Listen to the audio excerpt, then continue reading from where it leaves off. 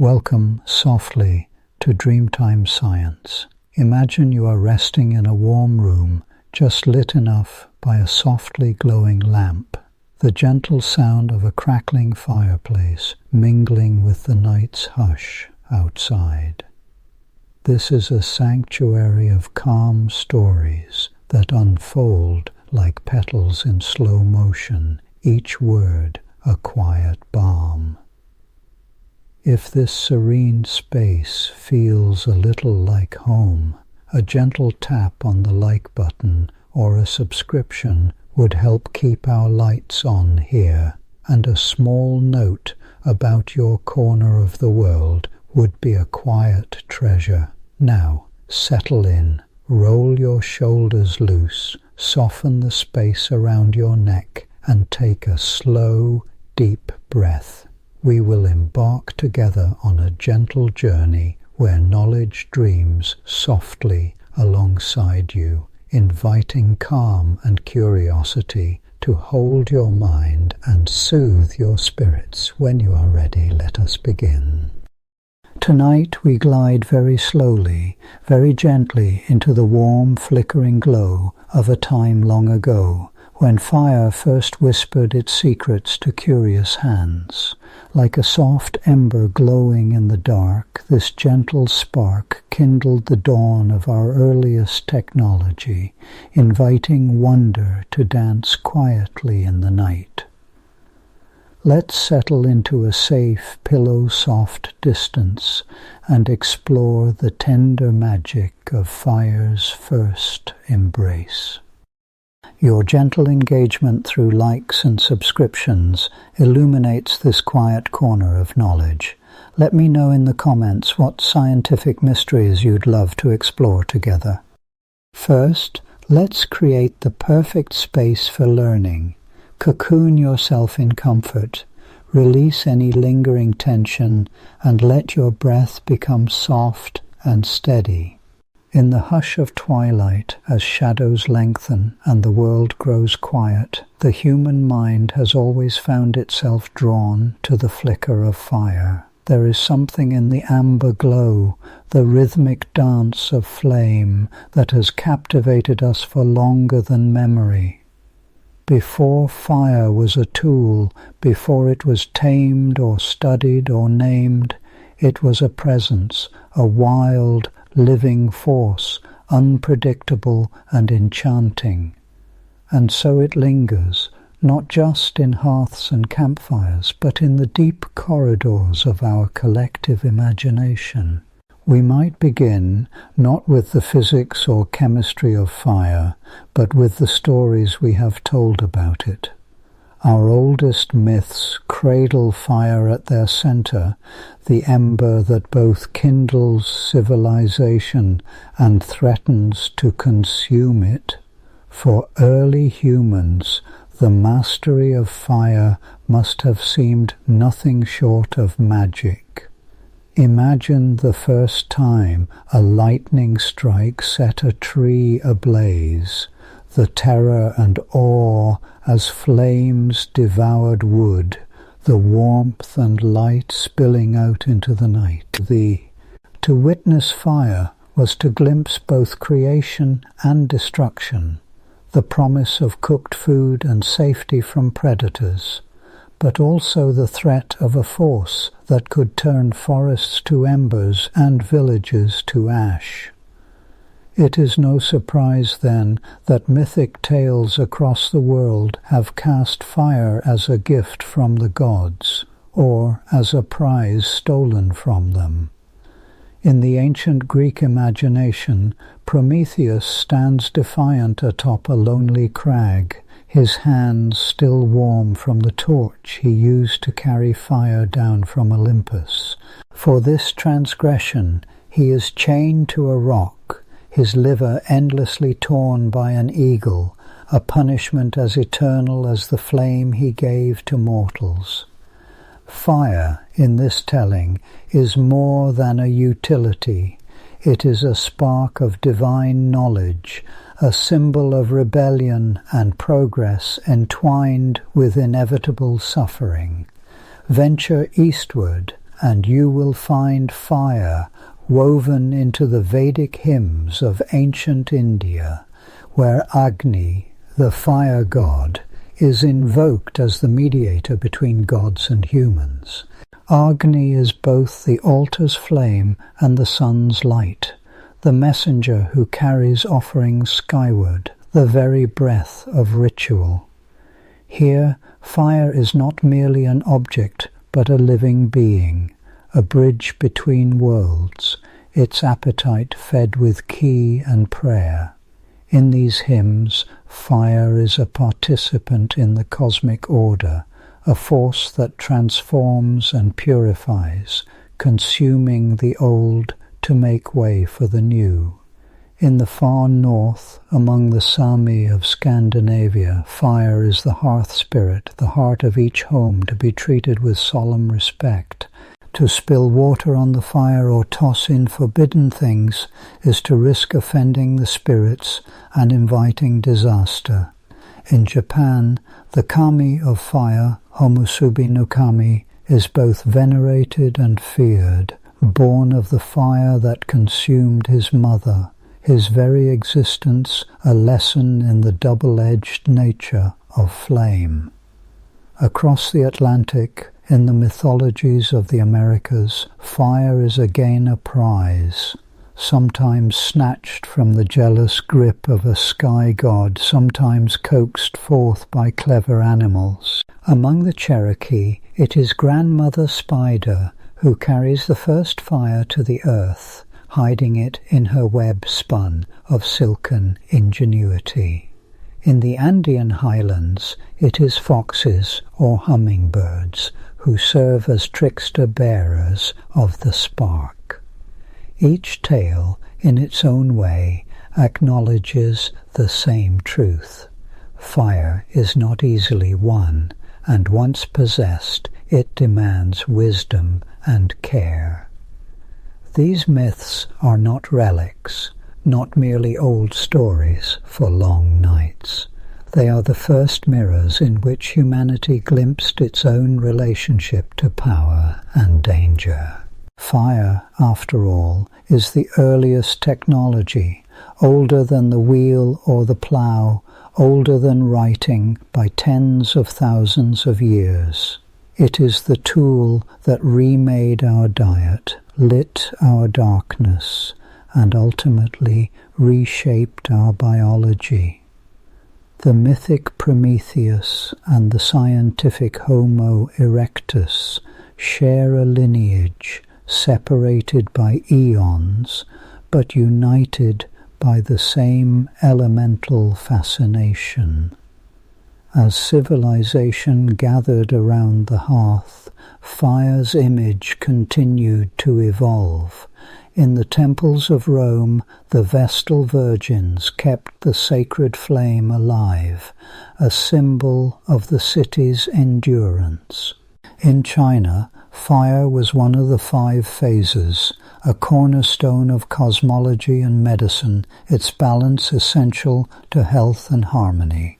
In the Middle East, the Zoroastrians built fire temples, treating the flame as the visible presence of Ahura Mazda, the wise Lord, a force of purity and order in a world beset by chaos. These sacred fires, tended for generations, were not simply practical sources of heat or light. They were living symbols, vessels of continuity and meaning. To let the flame die was to invite misfortune, to sever the thread connecting present to past, mortal to divine. In this way, fire became not just a thing to be used, but a presence to be honored, a focus of ritual and community. Yet, for all its sanctity, fire remained a force of ambiguity. It is no accident that so many mythologies warn of the dangers of unchecked flame. In the Norse sagas, the god Loki is associated with wildfire and cunning, his gifts as likely to destroy as to create. In the Bible, fire is both the burning bush from which God speaks to Moses and the consuming plague that falls upon Sodom and Gomorrah. To play with fire is to walk a knife's edge, to court both inspiration and ruin. This duality, the creative and the destructive, the sacred and the profane, threads its way not only through ancient lore, but through the stories we tell today. As the centuries turned and science began to offer new explanations for the world's mysteries, fire did not lose its symbolic power. Rather, it found new forms, new genres in which to burn. Consider the fires that blaze through the pages of modern science fiction. Here, the ancient ore is transmuted but never wholly erased. The Promethean motif lingers, morphing into stories of forbidden knowledge and technological hubris. In Mary Shelley's Frankenstein, the Doctor is called the modern Prometheus, his spark of life a scientific fire that, once kindled, cannot be controlled.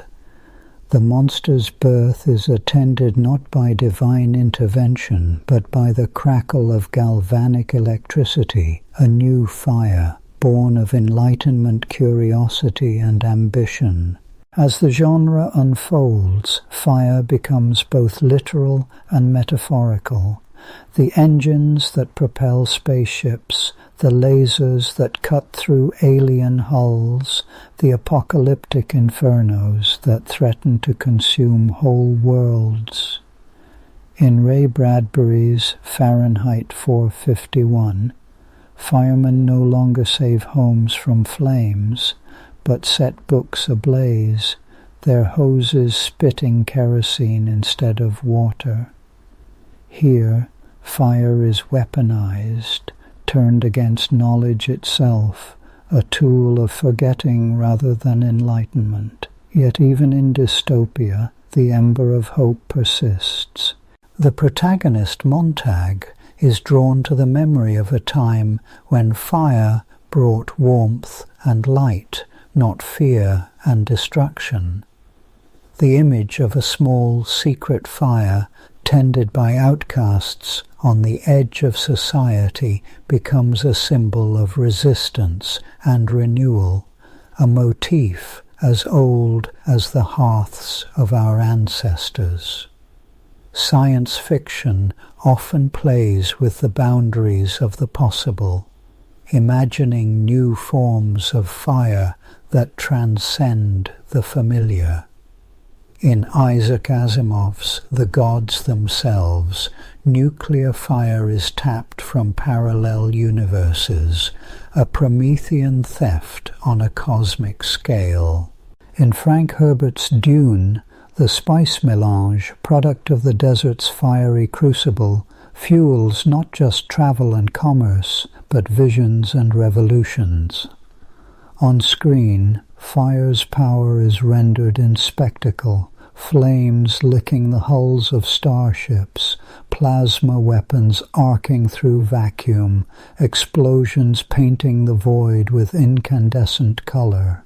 Yet beneath the spectacle, the old questions linger. What does it mean to wield such power? What is the cost of playing with fire on a planetary or galactic scale? Can the spark that brought us out of darkness also lead us to our undoing? Our modern myths are saturated with these echoes. The superhero, that staple of comic books and cinema, so often finds their origin in fire, whether the Human Torch, blazing with solar fury, or the Phoenix, rising from her own ashes. Their stories are tales of transformation and danger, of power barely controlled. Even the language of technology retains these metaphors. We ignite engines, fuel innovation, spark revolutions, and burn with curiosity. Yet for all the ways we have reimagined fire, there is a peculiar constancy in how it shapes our dreams and fears. The flicker of flame in myth and media is not just a backdrop, but a character in its own right, capable of illumination and obliteration, comfort and terror. It is a reminder that the line between creation and destruction is thin, that every new technology carries the shadow of unintended consequences. As we gaze into the embers of our stories, we see reflected not only our past, but our aspirations and anxieties. The fire that cooked our first meal and warded off predators is the same fire that forges our visions of the future.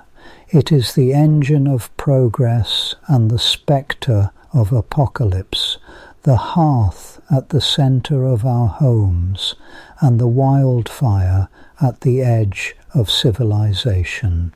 Yet, for all its symbolic weight, fire is not just an idea. It is a physical phenomenon, a process governed by the laws of nature.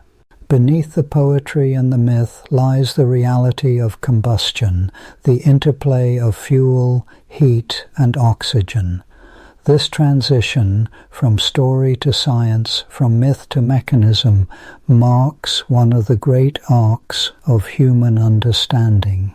But before we leave the realm of imagination behind, it is worth lingering a moment longer with the stories. For in them we find the seeds of curiosity, the first questions that would one day blossom into experiment and explanation. Why does fire burn? How can it be kindled, controlled, or extinguished? What materials will feed its hunger, and what will snuff it out? The tale of Prometheus is, in its way, a proto-scientific inquiry, a recognition that knowledge and danger are entwined, that curiosity opens both doors and chasms. The myths and fictions we spin around fire are not simply distractions from the work of science. They are the soil in which the scientific imagination grows. They teach us to marvel, to wonder, to fear, and to hope. They remind us that every technology is born not in isolation, but in the context of culture, shaped by dreams as much as by necessity. And so, as the last coals of mythic fire glow beneath the ashes of forgotten campfires, another kind of inquiry stirs. What truly is fire? How does it move, consume, transform? What makes it leap from wood to air, from spark to conflagration? The stories have brought us to the threshold. The science waits just beyond, its own kind of illumination flickering in the dusk.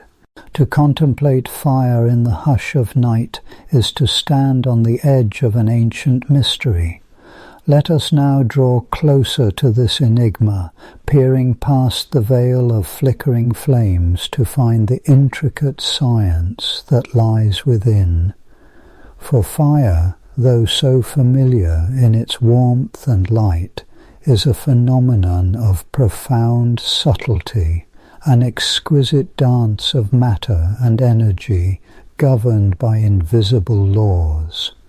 It is here, in the interplay of chemistry and physics, that the true spark of complexity reveals itself. Begin by envisioning a single, wavering candle flame. It wavers and leans, shivers in the faintest draught. Its luminous body seems almost alive, its form never quite the same from moment to moment. But let us look deeper, beyond appearance, into the heart of what fire truly is. For all its apparent vitality, fire is not alive. It is not a creature, not a spirit, but a process, a transformation set in motion when certain conditions align. At its core, every fire is an act of rapid oxidation. The chemistry of combustion is a tale of electrons, bonds, and the hunger of atoms for stability. Imagine a molecule of cellulose, the primary substance in wood, composed of carbon, hydrogen, and oxygen atoms linked in intricate chains.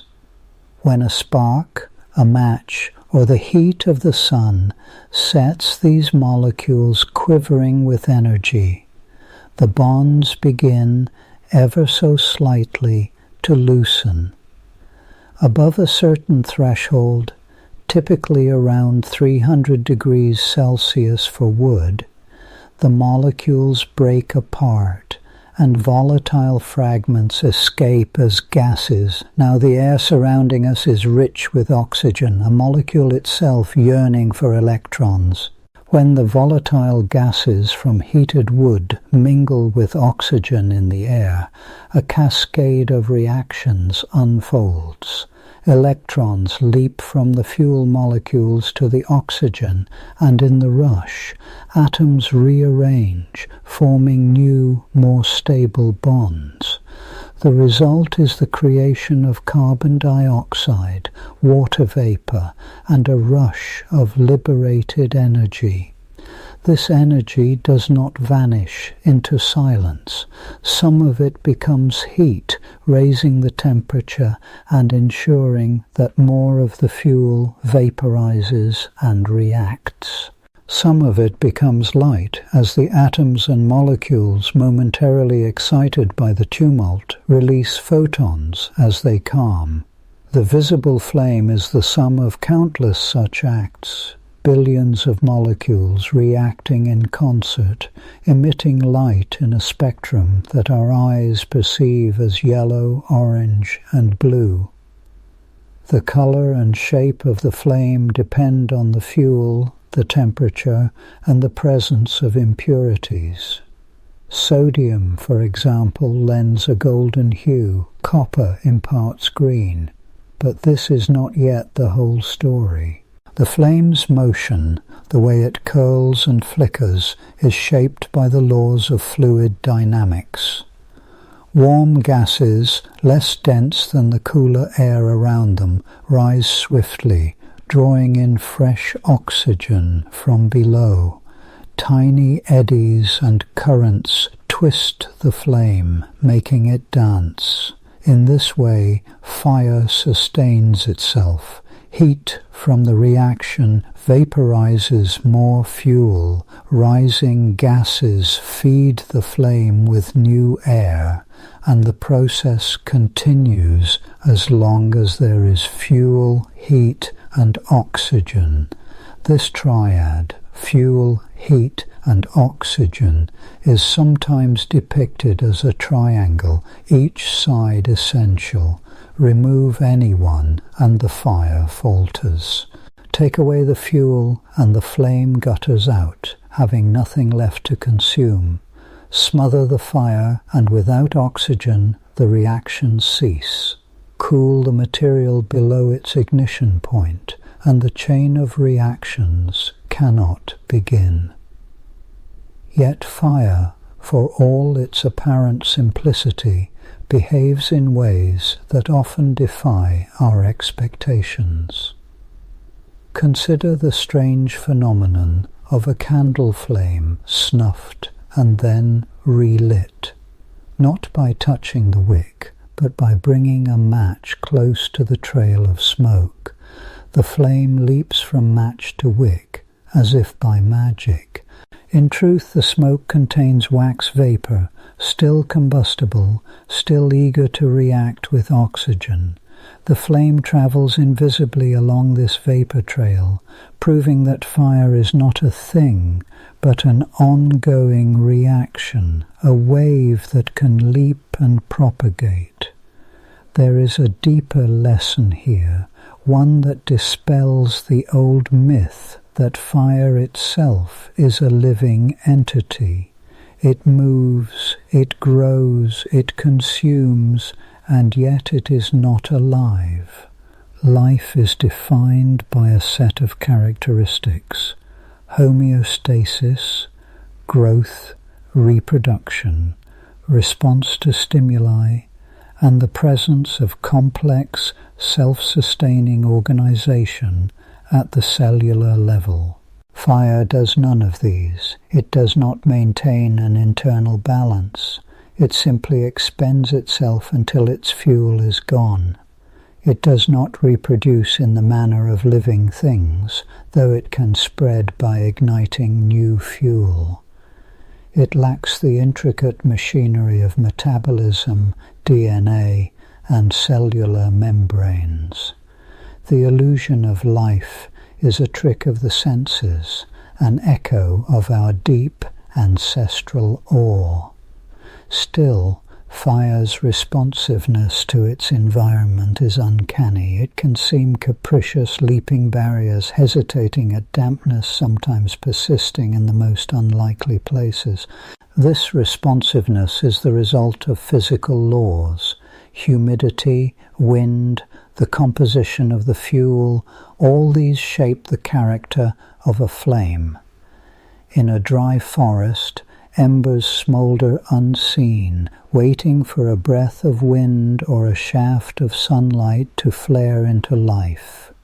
On a damp day, the same spark may fizzle, unable to overcome the cooling effect of water vapor in the air. Let us dive deeper into the chemistry of what is released by fire. When wood burns, the products are more than just warmth and visible flame. The carbon atoms, once locked in the rigid lattice of cellulose, combine with oxygen to form carbon dioxide, a gas that drifts invisibly into the air. Hydrogen, likewise, finds oxygen and forms water vapor, which rises and condenses into clouds. But not all carbon finds an oxygen partner.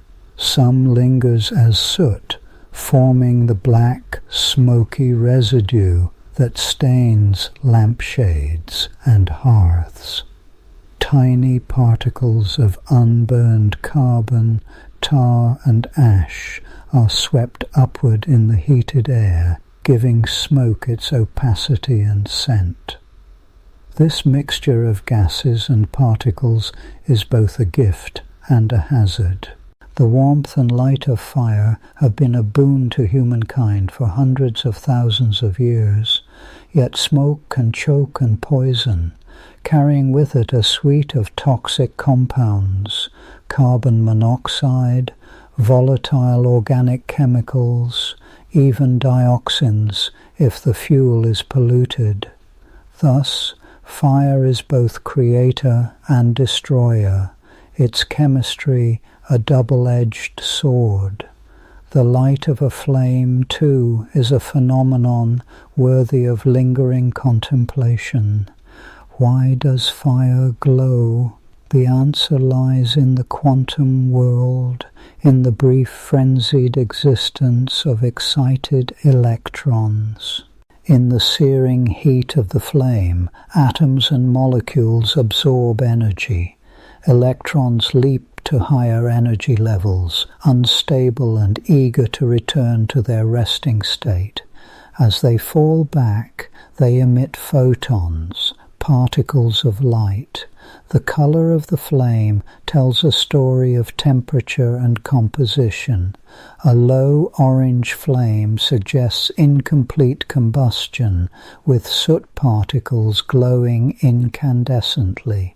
A hot blue flame, as seen in a gas stove, signifies more complete combustion, where fewer particles interrupt the radiant energy and the light arises chiefly from excited molecular fragments.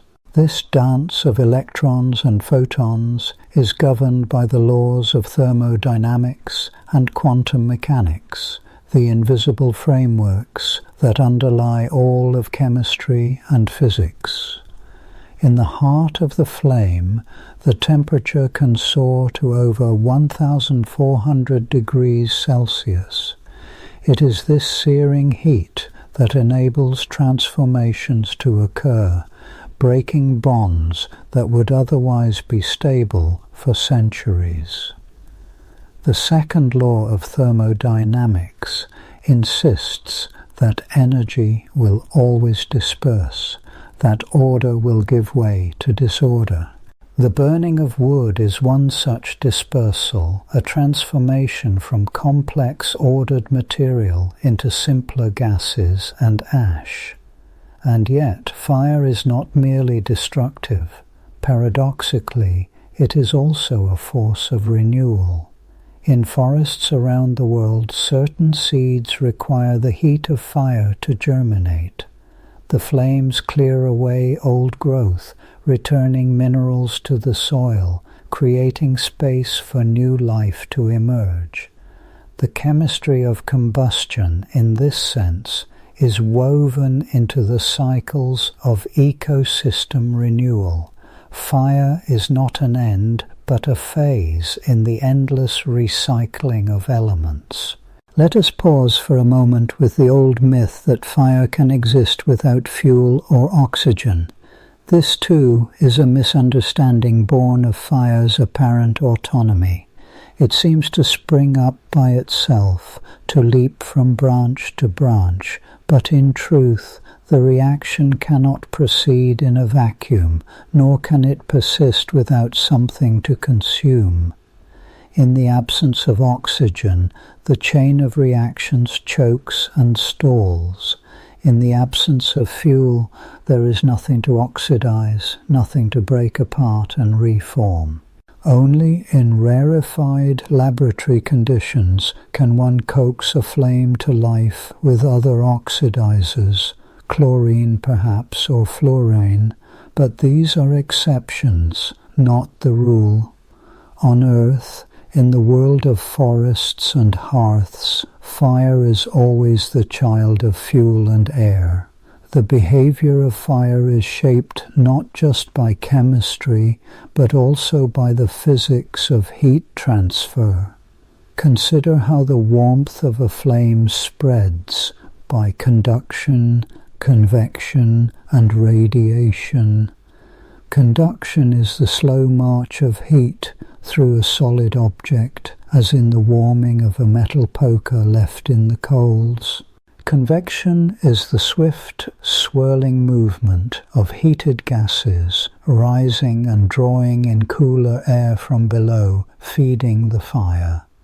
Radiation is the invisible glow of infrared energy, traveling in straight lines, warming your skin even as you sit at a distance from the flames. These three modes of heat transfer work together to sustain and spread fire, shaping everything from the flicker of a candle to the rampage of a wildfire. In the laboratory, scientists study fire in exquisite detail, using high-speed cameras to capture the writhing patterns of flame fronts, probing the chemistry of combustion with lasers and spectrometers. They analyze the shapes of flames, the efficiency of different fuels, the emissions produced by burning. The science of fire is a discipline that spans the centuries, from the first alchemists puzzling over the phlogiston theory that fire was a substance released by burning, to the modern chemist's understanding of oxidation and energy transfer. Yet, for all we have learned, fire retains its mysteries, the wild, unpredictable leap of a flame, the delicate balance between ignition and extinction, the complex chemistry of smouldering embers. These are subjects that continue to challenge and intrigue. Even today, firefighters and scientists grapple with the phenomenon of flashover, the sudden explosive ignition of an entire room as radiant heat builds to a critical threshold. The boundary between controlled flame and uncontrollable inferno is razor thin. As sleep begins to gently close your eyes, let the image of fire linger, a symbol of both creation and destruction, a marvel of chemistry and physics. Its complexity is not bound by a single explanation, but by the interplay of many forces, visible and invisible. The next time you gaze into the heart of a flame, know that you are witnessing not a living thing, but a process, a ceaseless, intricate dance of atoms and energy unfolding in the space between matter and light. And so, the story of fire deepens, drawing us onward into stranger landscapes, where the forces of heat and chemistry shape not only the hearth, but the world beyond, and where the lessons of flame are written across the face of the earth itself, waiting to be read by those who listen closely to the language of burning. In the restless flicker of flame, humanity has always glimpsed both terror and opportunity. Even as early people crouched in the shifting glow, seeking warmth or safety from predators, the mystery of fire beckoned to the curious. To watch a twig catch, blacken, and finally vanish in a dance of orange and blue was to encounter a phenomenon at once familiar and deeply enigmatic. What was this force that could consume, transform, and yet leave nothing but a smudge of ash behind? For millennia, fire was a companion, dangerous, capricious, and essential. Yet it remained a riddle, a spirit in the wood, a gift from the gods, a force that seemed to defy the ordinary boundaries of matter. How did we begin, then, to study fire, not as a myth or a menace, but as a phenomenon to be understood, measured, and eventually harnessed with precision? The journey begins in the half-light of prehistory, with observations made by firelight and questions formed in smoke. Long before the invention of writing, early humans experimented with fire in the most immediate and practical ways. A hunter notices that meat roasted over flames changes flavor and texture. A gatherer observes that certain woods burn with a steadier heat than others, and that wet branches sputter and smoke while dry ones leap eagerly into flame. Children poke at embers, watching how the ashes puff up and drift away. Fire, in these moments, becomes a laboratory, rudimentary, yes, but full of discoveries. The earliest fire researchers, though unnamed, were keen observers, learning through trial and error, driven by necessity and curiosity alike. As stone gives way to bronze and iron, humanity's relationship with fire deepens. Metallurgy, one of the first true sciences, is born in the forge.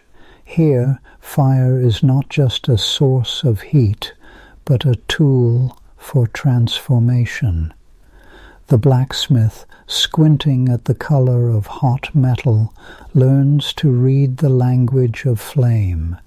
A dull red for shaping, a bright yellow for hardening, a dangerous white for the edge of destruction.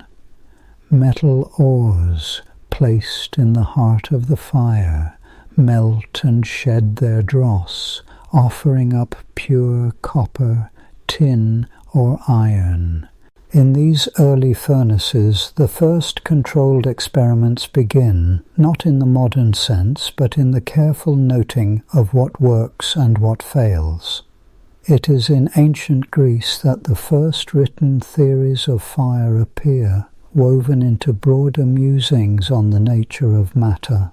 Empedocles, the philosopher from Acragas, proposes that fire is one of the four fundamental elements alongside earth, air and water. His ideas are echoed and debated by others. Heraclitus, who speaks of fire as the eternal transformer, the force of change itself. Aristotle, who refines and codifies the four-element model. These thinkers are not yet scientists in the modern sense, but their willingness to ask, to theorize, and to build upon each other's work marks a crucial shift. Fire is no longer just a tool or a terror. It is a subject for contemplation, a puzzle with pieces to be found and fitted together. Centuries pass, and the study of fire inches forward, sometimes in leaps, sometimes in hesitant steps. Alchemists, cloaked in secrecy and symbolism, become some of the earliest true experimentalists. In dimly lit chambers, they combine powders and oils, metals and minerals, seeking to transmute lead into gold or uncover the elixir of life. Fire is their constant companion, both servant and judge. The alchemist learns, through painstaking repetition, that certain substances burn with colored flames, copper with green, sodium with yellow, potassium with lilac. These observations, though often shrouded in mystical language, are the seeds of modern chemistry. One of the most significant advances comes in the 17th and 18th centuries as the scientific method begins to take root. Here the story of fire becomes inextricably linked with that of chemistry and physics. The old idea of fire as a basic element is challenged by careful quantitative experiments. Among the pioneers stands Antoine Laurent de Lavoisier, whose work forever changes our understanding of combustion. Lavoisier is a man of precision and patience, a lover of clarity in both thought and measurement. In his Paris laboratory, he weighs and reweighs, seeking answers in the smallest discrepancies. To study fire, he constructs elaborate glass vessels, balances and bell jars. He burns phosphorus and sulfur in sealed containers, measuring the mass before and after. Contrary to the prevailing theory of phlogiston, a mysterious fire-like quality thought to be released during burning, Lavoisier observes that the burned substance gains weight. He deduces that something from the air is joining with the material during combustion. This something is oxygen, and with its discovery, the true nature of fire begins to emerge. Combustion, Lavoisier realizes, is not the release of phlogiston, but a chemical reaction with oxygen. Fire, at last, is demystified, not an element in itself, but evidence of a process, a marriage of matter and energy. The revelation is profound, and yet the work is dangerous. In an age before modern safety protocols, Lavoisier and his contemporaries risk poison, explosion, and fire itself in the pursuit of knowledge. The cost is sometimes high. Lavoisier, a victim of the French Revolution, is executed before he can see the full impact of his discoveries. As the 19th century dawns, laboratories grow more sophisticated and the tools for studying fire multiply. Chemists like Humphrey Davy, Michael Faraday, and Justus von Liebig build upon Lavoisier's legacy, devising new experiments to probe the secrets of flame. Davy, fascinated by mining accidents, develops the safety lamp, a simple but ingenious device that allows miners to carry light into coal seams without igniting deadly methane. His design is based on meticulous study of how fire behaves in confined spaces and how metal mesh can dissipate heat and prevent ignition. Davy's lamp saves countless lives and stands as a testament to the power of applied fire science. Faraday, for his part, becomes a great explainer of fire to the public. In his celebrated Royal Institution lectures, he delights audiences with demonstrations. A candle burns, a glass of water snuffs out a flame, colored salts paint the air with spectral light. Faraday's curiosity is infectious. He asks not only how a candle burns, but why it burns as it does. What is the structure of the flame? What gases are produced? How does heat move through the air? In answering these questions, he introduces generations to the beauty and subtlety of scientific inquiry. By the 20th century, fire has become a field of study in its own right, with entire institutes and research centers devoted to its mysteries. Modern fire researchers wear lab coats and safety goggles, and their laboratories are filled with gleaming apparatus, calorimeters, spectrometers, high-speed cameras, and wind tunnels. The questions they ask are both practical and profound. How does a wildfire leap from tree to tree? What causes a drop of fuel to explode into vapor while another smolders and dies? How can we design materials that resist burning or engines that extract the maximum energy from combustion? One of the most striking modern tools in studying fire is the fire tunnel, a long, sealed chamber with precisely controlled airflow and ignition systems.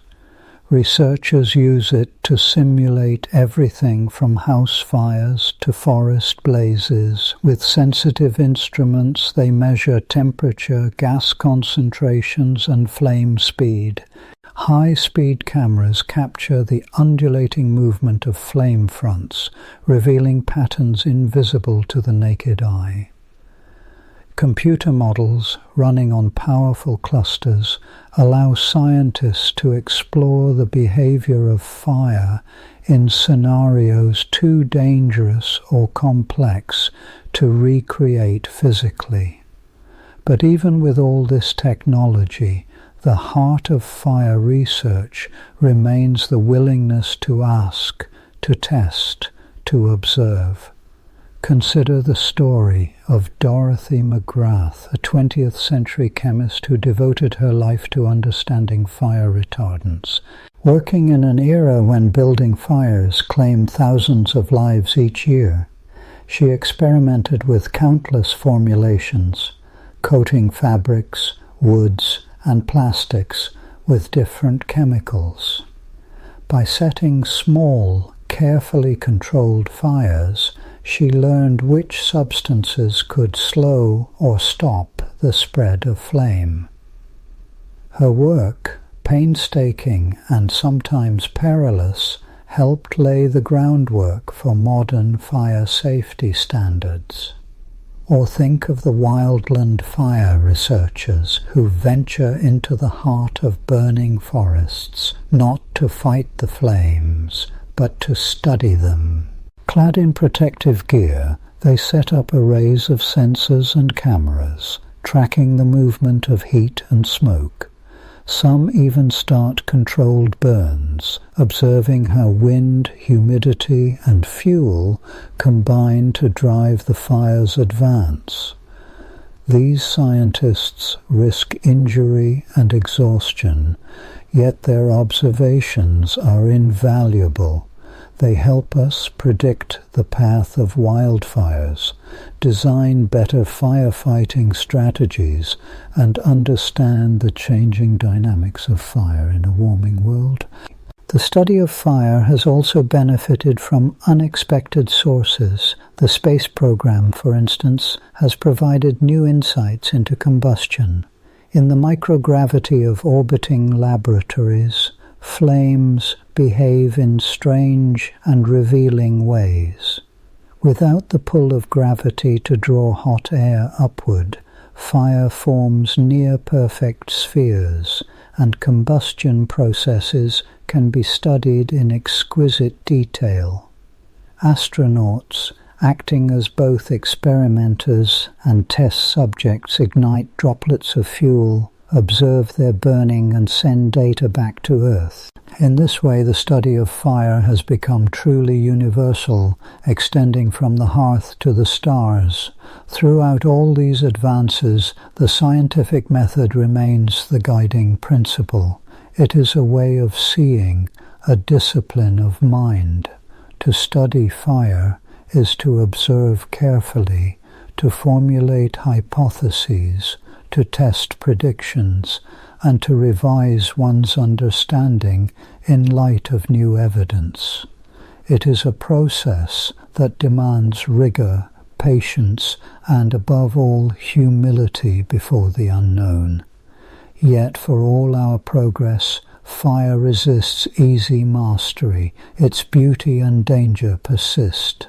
Researchers still speak with awe of the sudden flashover, when a room's contents ignite in a single, searing moment, of the fire whirls that spin like tornadoes of flame, of the subtle chemistry that transforms a spark into a conflagration.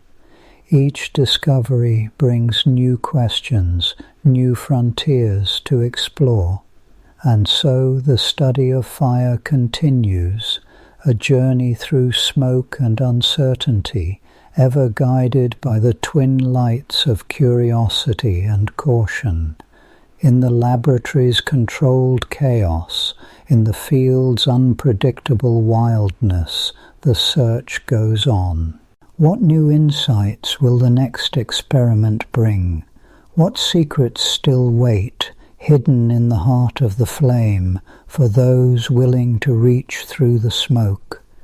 As the embers of one experiment cool and the notes are written in the scientist's journal, the questions flicker anew, leading ever onward toward new powers, new mysteries, and new ways to live with the ancient restless spirit of fire. In the quiet hush of twilight, as the last embers of a campfire pulse and fade, there is a peculiar magic in the air, a lingering, primal warmth that seems to reach back through the corridors of time, touching every generation that has ever known the touch of flame. The story of fire and humanity is not merely a chapter in our history. It is the slow burning thread that weaves together our very existence. From the first frightened awe of lightning-sparked blazes to the precise choreography of industrial furnaces, fire has been both our companion and our crucible. It has shaped us, body and mind, heart and hand, and in its glow we have glimpsed not only our own reflection, but the shape of our world and the mysteries that lie beyond. Consider for a moment our earliest ancestors, vulnerable creatures shivering at the edge of the African night, their eyes wide to the dangers lurking in the dark. For them, Fire was not just a tool, but a revelation.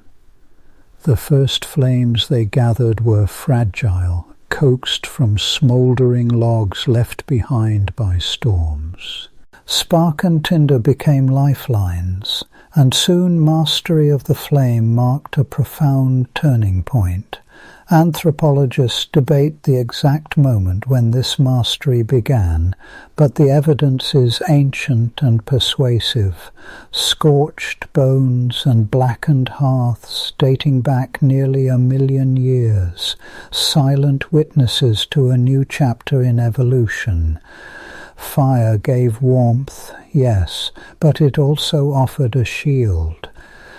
The flickering boundary of a campfire kept at bay the long shadows of lions and hyenas, transforming the darkness from threat to sanctuary.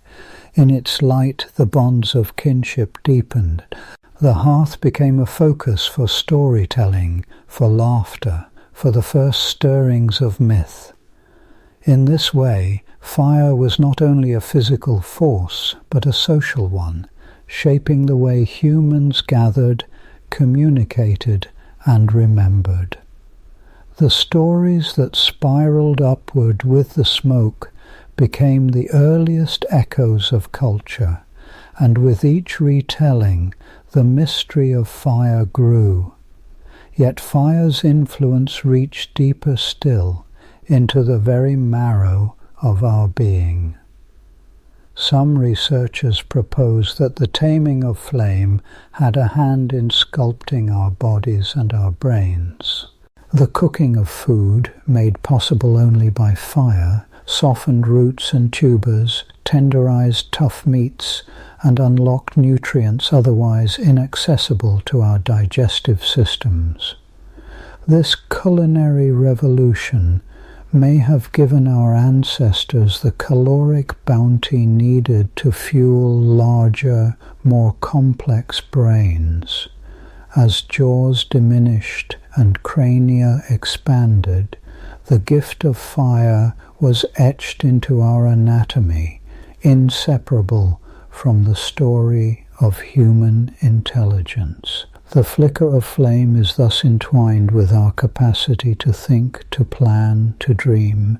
Around the hearth, the boundaries of night and day blurred, and in those stolen hours, ideas germinated. Tools were honed, strategies plotted, relationships cemented by shared heat and shared sustenance. Fire, in its paradoxical duality, was both destroyer and creator, a force that could reduce the forest to ash or coax forth the seeds of civilization. As millennia passed, the relationship between fire and humanity deepened and diversified. The wildfires that once threatened our distant ancestors became in time the carefully kindled blazes of agriculture. Early farmers learned to clear land with flame, harnessing destruction to sow the seeds of new life. The cycle of burning and renewal shaped not only the land, but the rhythms of human society, planting, harvesting, feasting, and always the tending of fire. Civilizations rose, and with them the uses of fire multiplied. In the smouldering hearts of kilns and forges, clay was hardened into pottery and metal coaxed into blades. Every advance was fired by the heat of invention, each spark building on the last. The Bronze Age, the Iron Age, these epochs are named for the materials we learn to shape and transform, but their true foundation is the mastery of flame. With each technological leap, fire became more deeply woven into the fabric of daily life, at once mundane and miraculous. Yet even as we bent fire to our will, its mystery remained undiminished. The ancients revered it as a gift and a danger from the gods. In myth and ritual, fire was often the conduit between mortal and divine, a purifying force that could cleanse or consume. The hearth fire, tended with reverence and care, was a symbol of home and continuity, while the beacon fires atop hills and towers signaled danger, hope, or celebration. The paradox at the heart of fire, its capacity to nurture and to destroy, echoed in every story told around its glow.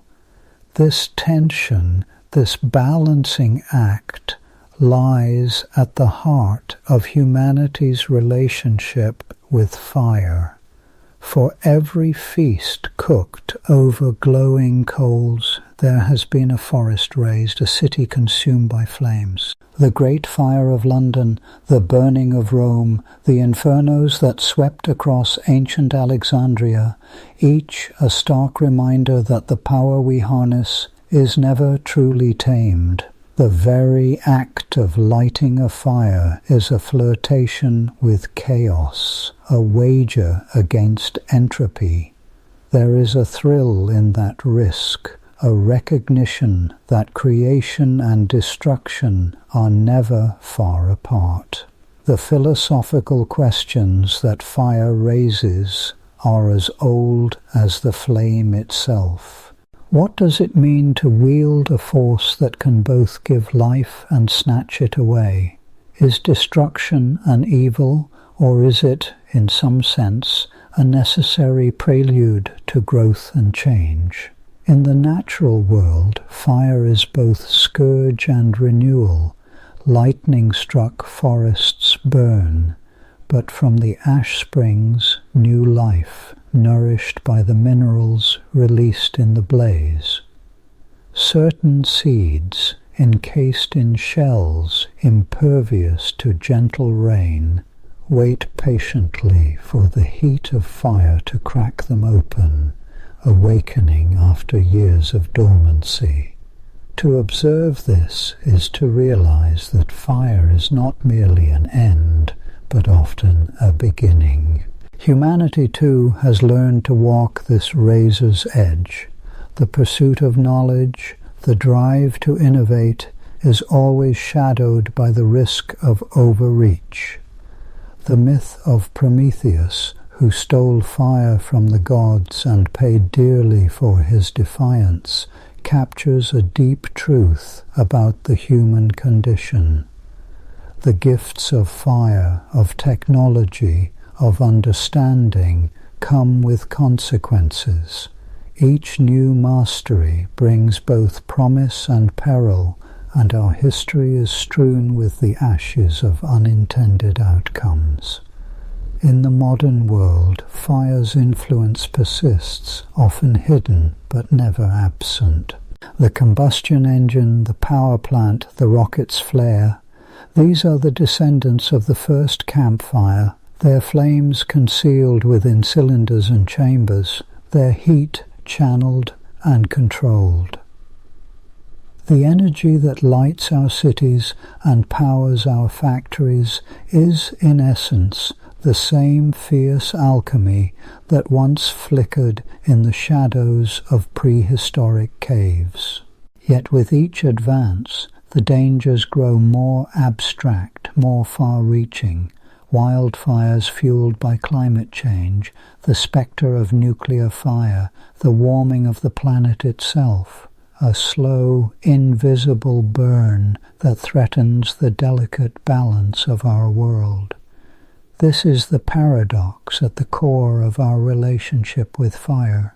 The very force that has enabled our ascent now demands our humility and restraint. We are both the beneficiaries and the stewards of the flame, entrusted with its gifts yet bound by its dangers. The questions fire poses about risk and reward, about knowledge and responsibility, are more urgent now than ever.